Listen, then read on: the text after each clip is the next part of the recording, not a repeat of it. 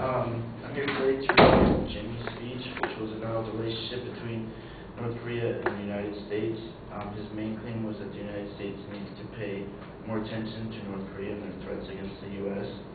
The secondary claims were North Korea is threatening the United States with a nuclear fire shower. The advocate said the United States should expand the war and move troops into North Korea. And lastly, it's the United States' job to listen and act upon North Korea's threats. The first thing I want to talk about is North Korea threatening the United States with a nuclear fire shower. Since 1945, North Korea's relationship with the U.S. has been marked by almost continuous confrontation and mistrust. North Korea views the United States as the strongest imperialist force in the world, according to the U.S. Library of Congress. North Korea is an idle threat. They talk the talk but don't walk the walk. North Korea's threats are just idle talk. Really no real worth, importance, or significance.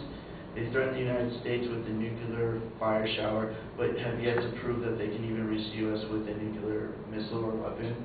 North Korea fired a long-range missile and 5 shorter-range rockets Wednesday, July 5, 2006. With a closely watched long-range missile test failed within a minute, U.S. officials said. The Taepon-Dong-2 missile, which some analysis believe capable of hitting the western United States, failed after about 40 seconds, according to CNN.com. North Korea is simply saber-rattling, which means they're threatening the U.S. in an attempt to oppress other nations. They want the attention, and what better way to do that is by threatening the United States. Second claim I'm going to talk about is how the advocate says that the United States should spread and move troops to spread the word to North Korea. Unfortunately for North Korea, the United States' biggest allies are South Korea and Japan. So threats placed on the U.S. by North Korea are actually being placed on their own neighbors. The USA and South Korea launched their large-scale joint military exercise on the south of the Korean Peninsula. North Korea qualified the event as a war preparations and set its army on full alert, according to Bravada.ru. In the meantime, North Korea officials described the drills between the U.S. and South Korea as a disguised event, which was to prepare for foreign aggression.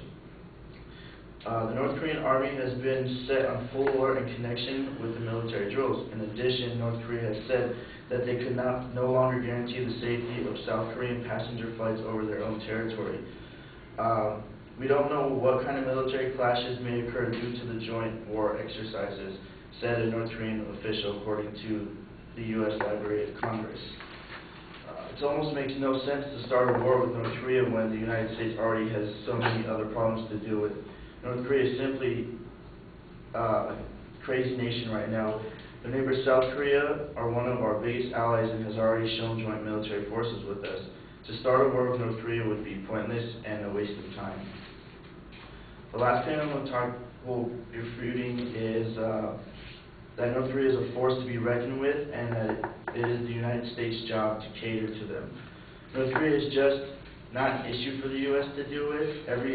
Not just an issue for the U.S. to deal with, but every other nation should be worried about them as well, not just the United States. The United States is not in a position, nor should it be, to police the world. That was the purpose of the United Nations, which was established in the 1940s. The United States doesn't have the manpower or resources to be the world's policeman. One thing to be done with North Korea would be the reinstatement of the draft, and we all know that the United States doesn't want that. North Korea is desperate. North Korea is in a really bad shape right now. Their bankrupt communist regime desperately looking for help. So why not ask or attack the biggest and baddest nation, but instead of asking to threaten the U.S.? In conclusion, whenever threats are made, we pay attention to them, but sometimes certain threats aren't as important as others. The U.S. and North Korea don't get along very well, and North Korea is in a desperate state. So why not threaten the most powerful force? But when it comes to North Korea, they might just have to take a back seat on this one because there's more important things for the U.S.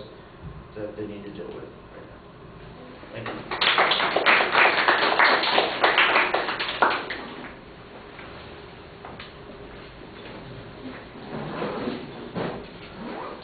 And I thought the summary was pretty effective at explaining how we should look at all of this argument together. Your analysis of North Korea's saber rattling was pretty cogent, and you gave us some good examples about why they aren't a particular threat.